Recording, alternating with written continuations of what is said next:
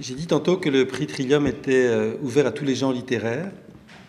Michel Ouellette l'a remporté en 2003 pour une pièce de théâtre, Le Testament du couturier, qui était publié aux éditions Le Nordir, qui a d'ailleurs connu aussi une très belle carrière sur les planches. Alors, Michel Ouellette, je ne sais pas si ce que tu vas nous lire.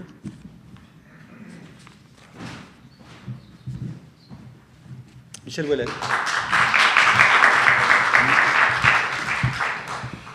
Je vais vous lire un extrait de ma plus récente pièce publiée, La guerre au ventre, publiée au Nordir aussi. C'est l'histoire de Martin. Martin, qui est un personnage tiré de ma pièce Frenchtown, qui se retrouve dans le nord de... En fait, qui a quitté le nord de l'Ontario et qui se retrouve en Alberta. Il est blessé au ventre et il parle à une femme qui l'accompagne. Donc, il vient d'être blessé au ventre. Je sens le sang, un goût de mort. Le sang, ça sent la mort. Quand il est dans le corps, le sang n'a pas d'odeur. C'est quand il est versé que mon sang coule dans les veines de la terre, je m'enfonce dans la terre. Quelques gouttes de sang tombèrent du trophée comme des pleurs de feu sur le sol dur et froid, et l'on dit qu'aussitôt, en ce sinistre endroit, on vit naître une fleur aux ardentes corolles. La fin d'un poème, la mort de Chénier, de Pamphile Lemay, dans le cimetière derrière l'église de Saint-Eustache pendant la rébellion, le 14 décembre 1837. Pourquoi je me rappelle de ça, moi? J'ai lu ça à l'université dans un cours de... Il y a trop longtemps de ça, je flotte dans mes souvenirs au milieu de milliers, de millions de phrases lues, entendues, écrites, des mots partout autour de moi, des bouts de poèmes, des bouts de romans, des bouts d'articles de journal, des bouts mis bout à bout dans le désordre. Les mots dégagent des odeurs qui me surprennent. Avant de voir le mot, avant de l'entendre, je le sens. Je sens son odeur. Ma mère, la cuisine, les plats mijotés, ma sœur, le garage, de l'huile, de la graisse, de la rouille. Mon frère, la ville, vapeur d'essence. Les voitures qui passent devant moi, autour de moi, les voitures qui passent sur moi, m'effacent.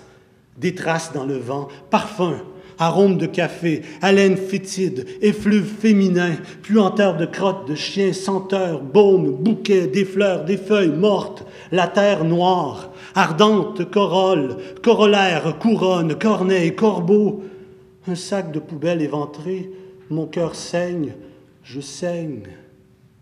Parle, oui, parle. Même si je comprends rien de ce que tu dis, parle quand même. Tant que tu parles, tu vis.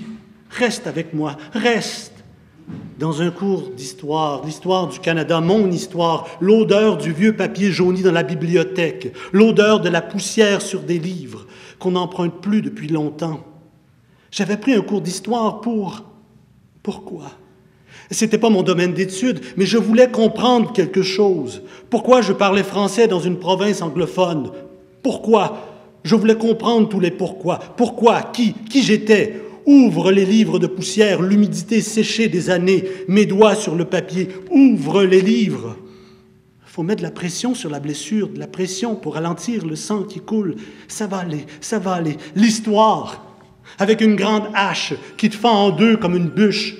Le 5 octobre, à Chatham, en Ontario, le 5 octobre, au milieu des feuilles rouges et jaunes qui tremblent dans le vent, le 5 octobre 1813, le grand chef Tecumseh est mort. Il avait 45 ans. Il voulait unir les Indiens de l'Amérique du Nord contre les Blancs, contre les Américains, pour les empêcher de prendre possession de tout l'espace, leur place, leur territoire. Mais il n'a pas réussi.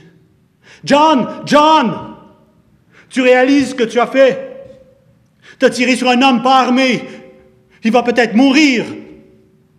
John, il faut faire quelque chose. Il y a besoin d'aide. C'est urgent. John, sois raisonnable. On entend une détonation. La guerre de 1812, à Chatham, à la bataille de la rivière Thames, le 5 octobre, les Anglais viennent de fuir devant l'armée américaine. Parce que leurs canons ne voulaient pas cracher leurs boulets de fer. Mais Tecumseh et ses guerriers, vêtus à l'indienne, plumes, peinture, peau et fourrure, sont restés, debout, fiers, se battre jusqu'au dernier. Un cri de guerre, tir de mousquet. Tecumseh tombe dans la mêlée, mort, il meurt.